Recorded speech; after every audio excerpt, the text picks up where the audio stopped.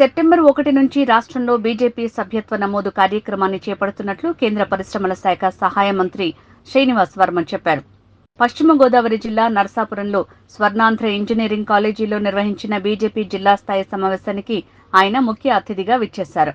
అనంతరం మీడియాతో మాట్లాడుతూ ప్రపంచంలోనే బీజేపీ అత్యధిక సభ్యత్వాలు కలిగిన రాజకీయ పార్టీ అని అన్నారు. ఈసారి గతం కంటే ఎక్కువ సభ్యత్వ నమోదు చేపట్టాలని పార్టీ నిర్ణయించిందన్నారు. భారతీయ జనతా పార్టీ కార్యకర్త ఆధారిత పార్టీ. భారతీయ జనతా పార్టీ కార్యకర్తల ఆధారంగా పనిచేస్తుంది, నాయకుల ఆధారంగా భారతీయ జనతా పార్టీ పనిచేస్తుంది.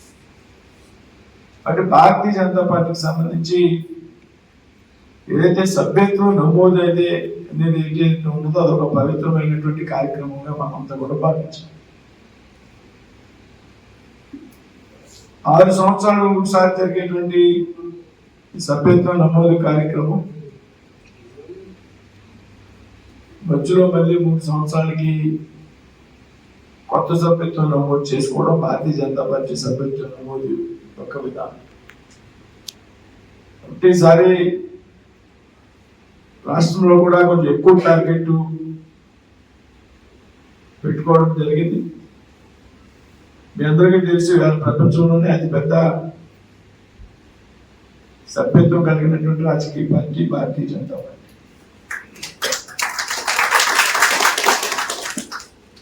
కాబట్టి మన కర్తవ్యంగా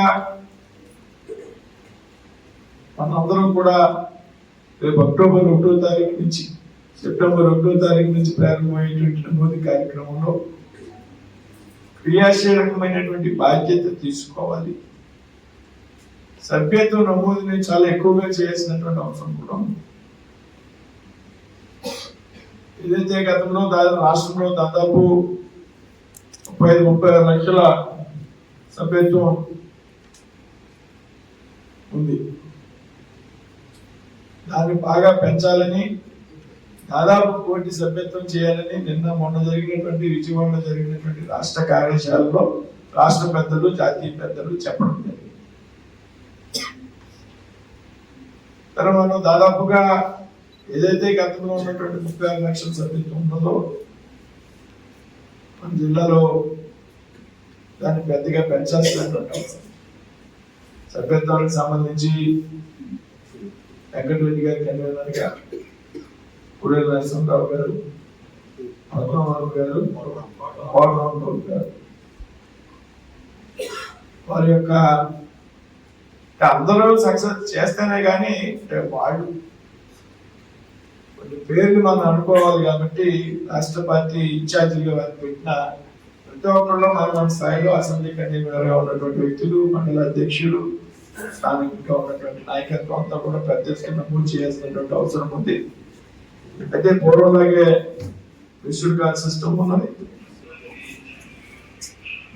అదేవిధంగా పూర్వం కుటుంబంలో ఒకరు ఫోన్ తీసుకుంటే మిగతా వాడిని కొట్టేటువంటి అవకాశం ఉంది. ఈసారి అవకాశం లేదు.